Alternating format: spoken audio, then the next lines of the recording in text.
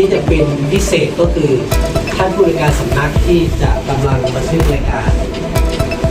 บริษัทผ่านMTVซึ่งจะให้ทางคณาจารย์และก็น้องๆที่เข้าไปชมด้วย